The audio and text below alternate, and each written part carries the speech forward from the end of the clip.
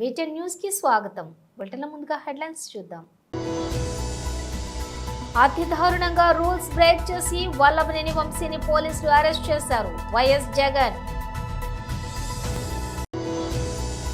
దేశాభివృద్ధిలో temple టూరిజంది ప్రత్యేక పాత్ర. తిరుపతిలో ITCX 2025 కార్యక్రమం. మల్కాజ్గిరి ఎంపీ శ్రీ ఈటెల రాజేందర్ ఎమ్మెల్సీ ఎన్నికల ప్రచారం.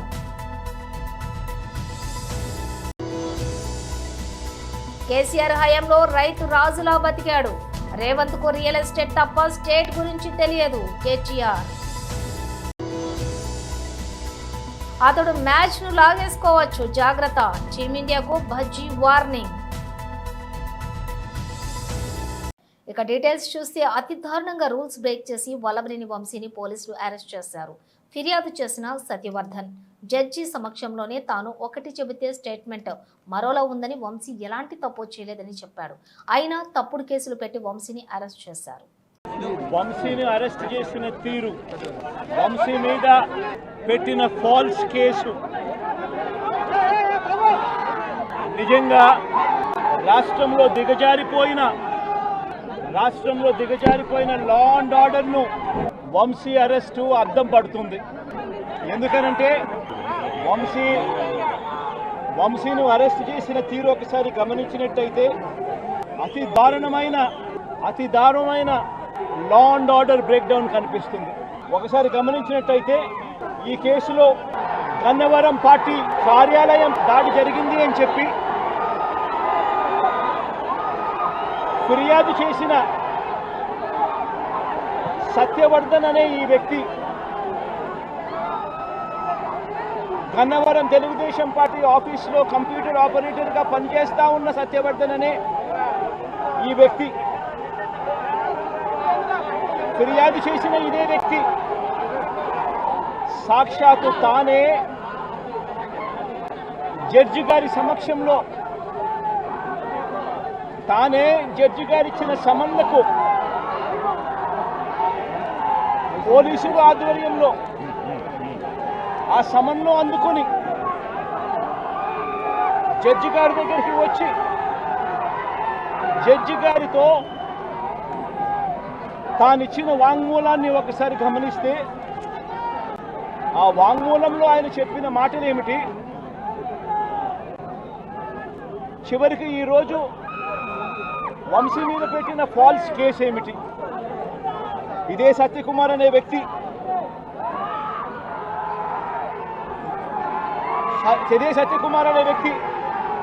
జడ్జి గారి సమక్షంలో సత్యవర్ధన్ అనే వ్యక్తి వంశీ ఎలాంటి తప్పు చేయలేదు అని చెప్పినప్పటికీ కూడా వంశీ మీద తప్పుడు కేసులు ఈరోజు బనాయించడం జరిగింది. ఈ కేసుకు సంబంధించి ఘటనలు ఒకసారి గమనించాల్సిన అవసరం ఉంది. ఫిబ్రవరి 19వ తారీఖున 2023 మంగళగిరిలో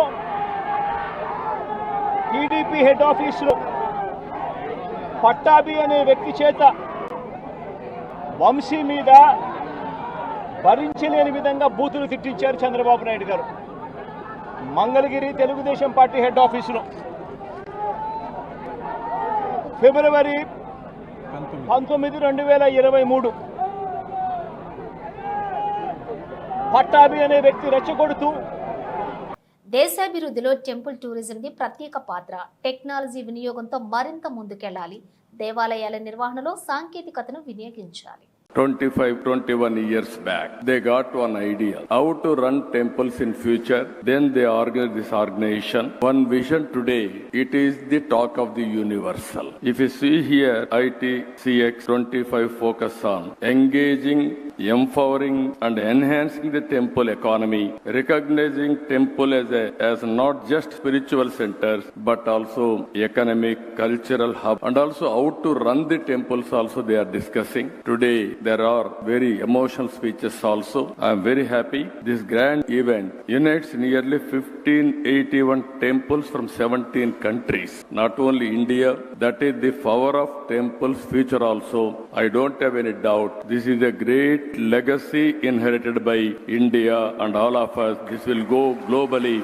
It won't stop here.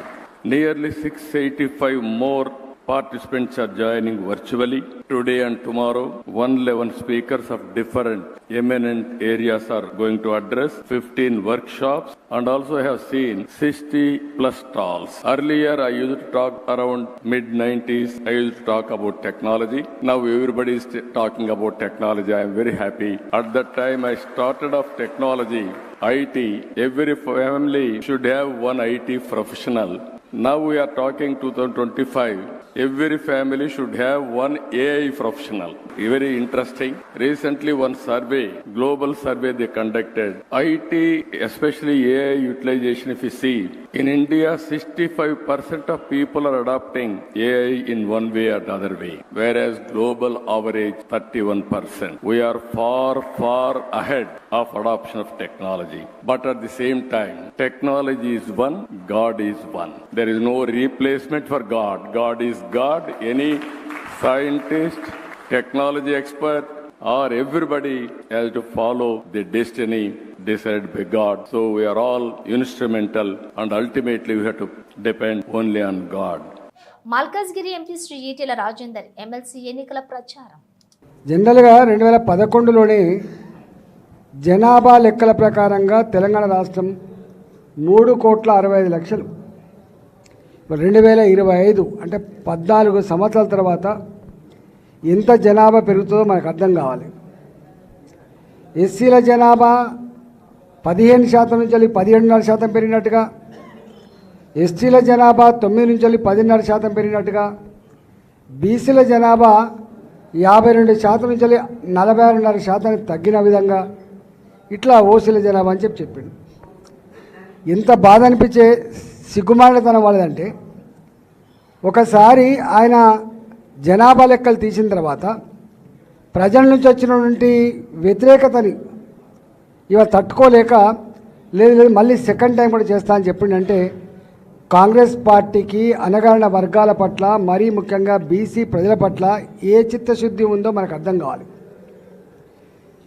దీనికి చట్టబద్ధత లేకుండా, దీనికి టైం లేకుండా, దీనికి ఒక శాస్త్రీయ పద్ధతి లేకుండా ఇవాళ కులగణన అనేటువంటిది జరిగి కాదు, మోసగించే ప్రయత్నం చేసిండు. ఇవాళ దాని నుంచి లబ్ధి పొందాలనే ప్రయత్నం చేసిండు. కానీ పాతాళంలో ఇలా తెలంగాణ ప్రజలు పాతరేసింది ఆయన. అందువల్ల నేను టీచర్లకు వినమ్రంగా విజ్ఞప్తి చేస్తున్నా. గతంలో డిఏలు ఇవ్వకుండా మోసం చేసినాడు కేసీఆర్. 317 జీవో ఇచ్చి కంటి మీద కొనుక్కు లేకుండా చేసినాడు కేసీఆర్. ఇవాళ సిపిఎస్ విధానం రద్దు కావాలని చెప్పి అనేక సంవత్సరాల పోరాటాలు చేస్తున్న టీచర్లు, ప్రభుత్వ ఉద్యోగులు, కేంద్ర ప్రభుత్వం డేట్ ఇచ్చింది. మీ రాష్ట్రాలలో మీరు సిపిఎస్లో కొనసాగదలుచుకున్నారా, పాత పెన్షన్ విధానం కొనసాగదలుచుకున్నారా అని చెప్పి ఆప్షన్ అడిగారు. కానీ ఆనాడు కేసీఆర్ గారు మేము సిపిఎస్లో వాళ్ళకు లెటర్ పంపలే. అంటే మళ్ళీ మోసం చేసినటువంటి పార్టీ అది. ఈయన గారు అధికారంలో వచ్చిన వెంటనే 317 సవరణ చేస్తా, సిపిఎస్ విధానాన్ని రద్దు చేస్తా, డిఏలన్నీ కూడా పే చేస్తా, రిటైర్డ్ ఉద్యోగులకు తక్షణమే వాళ్ళ బెనిఫిట్స్ ఇచ్చే ఏర్పాటు చేస్తా. ఒక్కటి కూడా అమలు కాలే.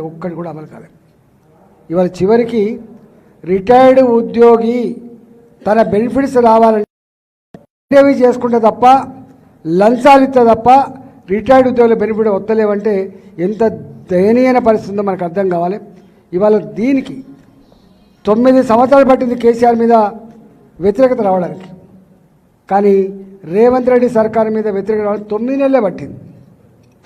నేను మా టీచర్లకి ఇలా తెలంగాణ సమాజం అంతా కూడా కొండ నాలుకకు మందెత్తే ఉన్న నాలుక పోయినట్టుగా కేసీఆర్ పోతే బాగుపడదని చెప్పి భావించినాం. కానీ ఇక రంగారెడ్డి జిల్లా కల్వకుర్తి నియోజకవర్గం ఆమన్గల్లులో నిర్వహించిన రైతు మహాధర్నాలో బీఆర్ఎస్ వర్కింగ్ ప్రెసిడెంట్ మాజీ మంత్రి కేటీఆర్ మాట్లాడారు. ఈ సందర్భంగా రాష్ట్రంలోని కాంగ్రెస్ ప్రభుత్వంపై ఆయన ధ్వజమెత్తారు. కాంగ్రెస్ పాలనలో ఏ వర్గము సంతోషంగా లేదన్నారు. స్థానిక సంస్థల ఎన్నికలు వస్తున్నాయని ఆ పార్టీ నేతలు మళ్లీ నాటకాలు మొదలుపెట్టారని విమర్శించారు. ఈ ఎన్నికలు ప్రజలు మళ్లీ మోసపోతే ఎవరూ కాపాడలేరని కేటీఆర్ తెలిపారు. కేసీఆర్ హయాంలో రైతు రాజులా బతికాడు. రేవంత్ రెడ్డికి రియల్ ఎస్టేట్ తప్ప స్టేట్ గురించి ఏం తెలియదు. ఫోర్త్ సిటీ, ఫ్యూచర్ సిటీ అని డ్రామాలు ఆడుతున్నారు. ఆయన సీఎం అయ్యాక సోనియా గాంధీ పుట్టినరోజు 2 సార్లు వచ్చింది. కానీ రుణమాఫీ 25% కూడా రాలేదు. 35 సార్లు ఢిల్లీ విమానం ఎక్కి 35 పైసలు కూడా తీసుకురాలేదు. అప్పులు కట్టలేదని రైతులు ఇంటి తలుపులు ఎత్తుకెళ్లారు. రేపో మాపో పుస్తెలతాళ్ల సైతం లాక్కెళ్లిపోతారు. ఓట్ల కోసం ఇంటికొచ్చే కాంగ్రెస్ నాయకులను నిలదీయాలి. కొలగడల పేరుతో బీసీలను రేవంత్ రెడ్డి మోసం చేశారు.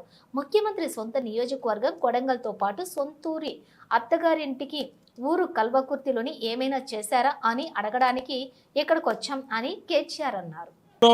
మాజీ మంత్రివర్యులు పెద్దలు అన్న శ్రీనివాస్ గౌడ్ గారు, మాజీ మంత్రి గారు, అదేవిధంగా మహేశ్వరం ఎమ్మెల్యే మా అక్క, మీ అందరికీ సుపరిచితురాలైన ఆడబిడ్డ అక్క శ్రీమతి సబితమ్మ గారు, గౌరవనీయులు మాజీ మంత్రివర్యులు మహబూబ్ నగర్ జిల్లా బీఆర్ఎస్ పార్టీ అధ్యక్షులు పెద్దలు అన్నగారు డాక్టర్ సి లక్ష్మారెడ్డి గారు, గౌరవ నాగర్ కర్నూలు జిల్లా పార్టీ అధ్యక్షుడు తమ్ముడు అచ్చంపేట మాజీ శాసనసభ్యుడు గువ్వల బాలరాజు గారు, గౌరవనీయులైన నాగర్ కర్నూలు మాజీ ఎమ్మెల్యే గారు, సోదరులు మమ్మల్ని హైదరాబాద్ నుంచి ఇక్కడి దాకా బ్రహ్మాండంగా నడుపుతూ మా రథసారథిలాగా ఇక్కడి దాకా వచ్చిన మా సోదరుడు మర్రి జనార్దన్ రెడ్డి గారు, గౌరవనీయులు షాద్ నగర్ మాజీ ఎమ్మెల్యే సోదరులు పెద్దలు అన్నగారు అంజయ్ యాదవ్ గారు, గౌరవ మాజీ ఉప ముఖ్యమంత్రి గారు స్టేషన్ గన్పూర్ మాజీ శాసనసభ్యులు అన్నగారు డాక్టర్ తాటికొండ రాజయ్య గారు, మళ్ళీ తప్పకుండా ఎమ్మెల్యే కూడా తొందరలో కాబోతున్నారు వారు.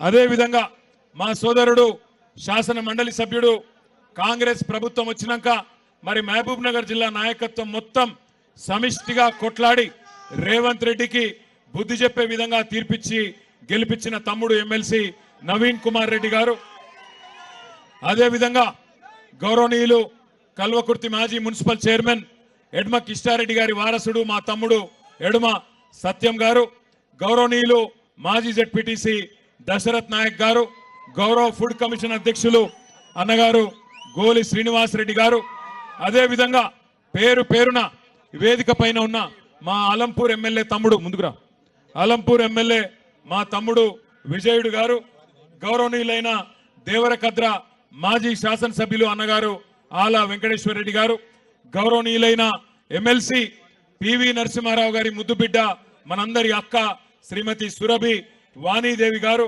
మా చెల్లెలు కార్పొరేషన్ యొక్క మాజీ అధ్యక్షురాలు సాయి చంద్ గారి శ్రీమతి సోదరి రజనీ సాయి చంద్ గారు, మా తమ్ముడు కార్పొరేషన్ మాజీ అధ్యక్షుడు గౌరవనీయులు వాల్యా నాయక్ గారు, ఇంకా వేదిక పైన ఉన్న గోరెటెంకన్ ఉన్నాడా?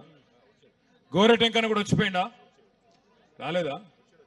గోరెటెంకన గారు, గౌరవనీయులైన శాసన మండలి సభ్యులు సీరణ పేరు చెప్పలేదండి, మాజీ మంత్రివర్యులు పెద్దలు అన్నగారు శ్రీనివాస్ గౌడ్ అన్న గారు, ఇంకా మా సోదరుడు మా నాగమంకుల్ వారసుడు, మా సోదరుడు నాకు ఆప్తుడు మా శశిధర్ రెడ్డి గారు, నాగం శశిధర్ రెడ్డి గారు, పేరున ఇంకా ఎవరో పేర్లు చెప్పలేదో వాళ్ళ మనసులనే తిట్టుకొని జరా బయట ఇన్ని దండం పెడతావు.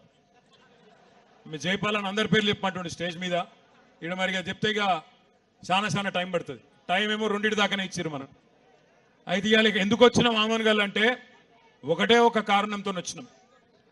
పోయిన వారం అన్న కుసోయను జర కుసో, పోయిన వారం రేవంత్ రెడ్డి నియోజకవర్గం కొడంగల్ పోయినాం. ఆడ పోయినాక అనిపించింది మరి రేవంత్ రెడ్డి ఏమో కొడంగల్కు వలస పోయిండు. నిజానికి రేవంత్ రెడ్డి రేపటి నుంచి ఐసీసీ ఛాంపియన్స్ ట్రోఫీకి తెరలేపనుంది. అయితే ఈ మెగా ఈవెంట్లో దాయాదుల పోరుతో ప్రత్యేక ఆకర్షణ. ఫిబ్రవరి 23న దుబాయ్లో ఈ మ్యాచ్ జరగనుంది. ఈ మ్యాచ్ కు ముందు భారత మాజీ క్రికెటర్ హర్భజన్ సింగ్ కీలక వ్యాఖ్యలు చేశాడు. భారత్ నుంచి ఆటను దూరం చేసే అనుభవం ఉన్న ఫకార్ జమాన్ పట్ల జాగ్రత్తగా ఉండాలని రోహిత్ శర్మ నేతృత్వంలోని టీమిండియాను హర్భజన్ హెచ్చరించాడు. ఫకార్కు మంచి అనుభవం ఉంది, అతను భారత్ నుంచి మ్యాచ్ను లాగేసుకోవచ్చు అని హర్భజన్ తన యూట్యూబ్ ఛానల్లోని అన్నాడు. అటు వన్డేలో మ్యాన్ ఇన్ బ్లూపై ఈ పాక్ ఆటగాడికి అద్భుతమైన రికార్డు కూడా ఉంది. భారత్పై 6 మ్యాచ్ల్లో 82.39 స్ట్రైక్ రేట్, 46.80 సగటుతోటి 234 పరుగులు సాధించాడు. 2017 ఛాంపియన్స్ ట్రోఫీ ఫైనల్లో భారత్ పాకిస్తాన్ జట్ల ఓవర్లోని తలపడ్డాయి. ఈ మ్యాచ్లో ఫకార్ అద్భుతమైన శతకంతో పాక్కు భారీ స్కోర్ అందించాడు. ఈ ఫైనల్ పోర్లో అతడు 106 బంతుల్లో 114 పరుగులు చేయడంతో పాకిస్తాన్ 338/4 స్కోర్ చేసింది. ఆ తర్వాత భారత లక్ష్య ఛేదనతో బరిలోకి దిగిన భారత్ చతికిల పడింది. దాంతో 180 పరుగుల తేడాతో ఓటమి పాలైంది. దాయాది దేశం టైటిల్ ఎగరేసుకుపోయింది. ఈ యొక్క నేపథ్యంలోనే బజ్జీ తాజాగా ఫకర్ జమాన్ విషయంలో జాగ్రత్తగా ఉండాలని హెచ్చరించాడు. సంక్రాంతికి చలి గజగజ వణికిస్తుందని, ఆ చలే శివరాత్రికి శివశివ అంటూ వెళ్ళిపోతుందని పెద్దలు అంటూ ఉంటారు. అయితే ఇంకా మార్చి నెలే రానేలేదు, శివరాత్రికే ఇంకా సమయం ఉంది. మరి అప్పుడే తెలంగాణలో ఎండలు మండిపోతున్నాయి. ఉదయం 11 గంటలకే సూర్యుడు సుర్రమంటున్నాడు. ఇళ్లల్లో కరెంటు పోతే ఒక్కబోత తప్పడం లేదు. వ్యవసాయ పనుల్లో ఉండే రైతులపైన ఈ ప్రభావం పడుతోంది. మధ్యాహ్నం 12 గంటల నుంచి 3 దాకా విశ్రాంతి తీసుకొని ఉదయం సాయంత్రం వేళల్లో సాగు పనులు చేసుకుంటూ ఉన్నారు. ఇక ఇప్పుడే ఎండలిలో ఉంటే ఏప్రిల్ ఆపై మండు వేసవి అయిన మే నెలలో ఇంకే స్థాయిలో దంచి కొడతాయోననే ఆందోళన కూడా వ్యక్తమవుతోంది ప్రజల్లో. సోమవారం తెలంగాణలో 35.6 డిగ్రీల సెల్సియస్ నుంచి 37.7 డిగ్రీల సెల్సియస్ దాకా ఉష్ణోగ్రతలు నమోదయ్యాయి. కామారెడ్డి జిల్లా పిట్లంలోని గరిష్ట ఉష్ణోగ్రత 37.7 డిగ్రీల సెల్సియస్ రికార్డైంది. ఆదిలాబాద్, కొత్తగూడెం, గద్వాల, కరీంనగర్, ఖమ్మం, ఆసిఫాబాద్, మహబూబాబాద్, మహబూబ్ నగర్, మంచిర్యాల, వనపర్తి, సంగారెడ్డి, సిరిసిల్ల, నిర్మల్, పెద్దపల్లి, నారాయణపేట, నల్లగొండ జిల్లాల్లోని 37.6 డిగ్రీల సెల్సియస్ చొప్పున ఉష్ణోగ్రతలు నమోదయ్యాయి. రాబోయే 3 రోజుల్లో గరిష్ట ఉష్ణోగ్రతలు 1 నుంచి 2 డిగ్రీలు పెరిగే అవకాశం ఉందని హైదరాబాద్ వాతావరణ కేంద్రం తెలిపింది. బాకారపేట సమీపంలో ఊర్జా రిసార్టులో బస చేసిన మంచు మనోజ్ రాత్రి విశ్రాంత ఎస్ఐ రాఘవేంద్ర రిసార్ట్ దగ్గరకు వచ్చి ఇక్కడ ఎందుకున్నారు, ఏం పని అంటూ మంచు మనోజ్కు బెదిరింపు. పోలీసులతోటి మనోజ్ వాగ్వివాదం. బాకారపేట పోలీస్ స్టేషన్లో కింద కూర్చొని నిరసన తెలుపుతున్న మంచు మనోజ్, నేను టెర్రరిస్ట్నా, నేను దొంగనా, అర్ధరాత్రి ఎందుకు నన్ను బెదిరించారు? మంచు మనోజ్ సీఎం పేరు చెప్పి బెదిరిస్తున్నారు. ఆయన పేరు ఎందుకు వాడుతున్నారు? మంచు మనోజ్ నా దగ్గరకు ఎందుకు వచ్చారు, మమ్మల్ని ఎందుకు బెదిరించారో చెబితే వెళ్ళిపోతారని పోలీస్ స్టేషన్ ఆవరణలో మెట్లపై భీష్మించుకుని కూర్చున్న మంచు మనోజ్తో ఫోన్లో మాట్లాడిన బాకారపేట సీఐ ఇమ్రాన్ బాషా. రిసార్ట్లో ఉంటే ఎస్ఐ కానిస్టేబుల్స్తో సైరన్ వేసుకుని వచ్చారు. ఇప్పుడు ఎత్తేరేత్తలేదు మీ ఫోను, ఎత్తి ఏం చెప్తున్నారు, మీరు ఇప్పుడు ఎత్తలేదని చెప్తున్నారు మీ ఫోన్.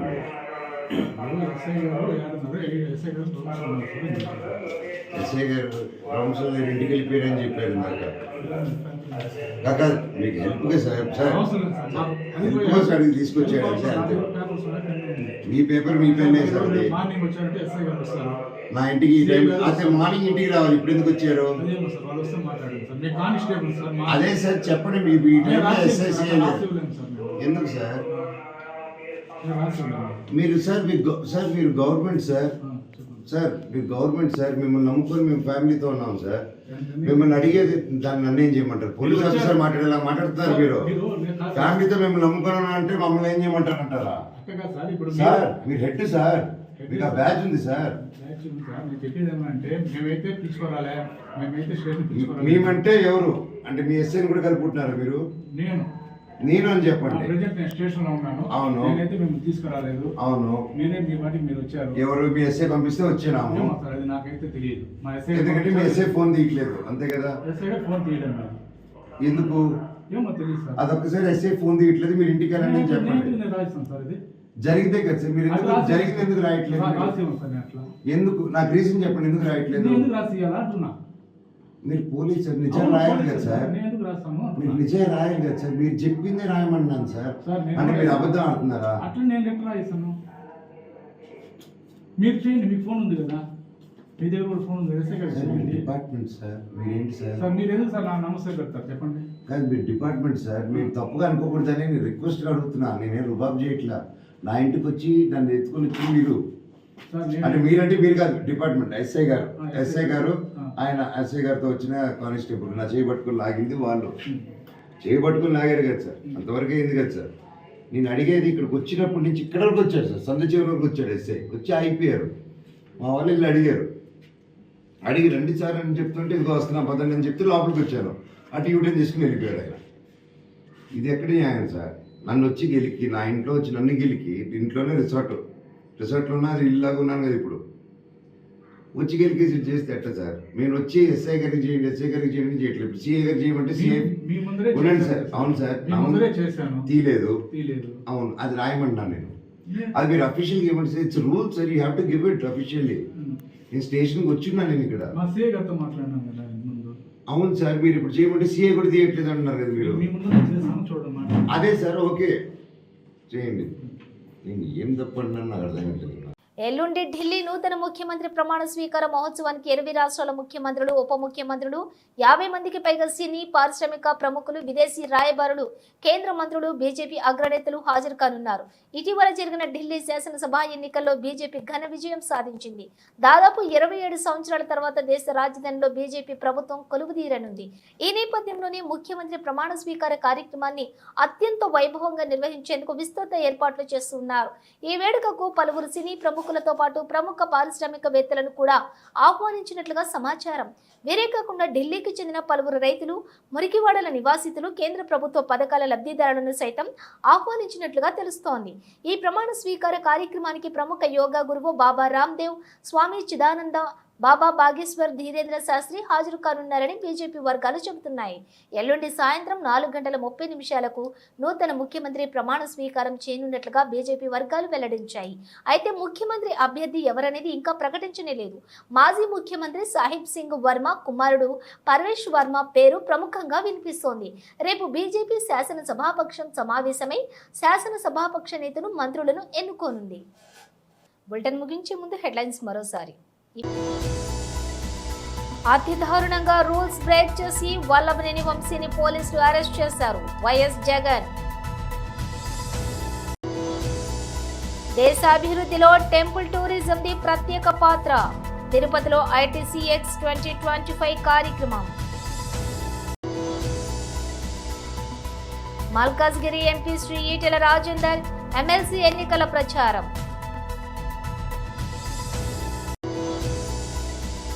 కేసీఆర్ హయాంలో రైతు రాజులా బతికాడు. రేవంత్ కు రియల్ ఎస్టేట్ తప్ప స్టేట్ గురించి తెలియదు. కేటీఆర్. అతడు మ్యాచ్ ను లాగేసుకోవచ్చు, జాగ్రత్త. టీమిండియాకు భజ్జీ వార్నింగ్. ఈ బులెటిన్ విశేషాలు మరో బులెటిన్తో మళ్ళీ కలుద్దాం.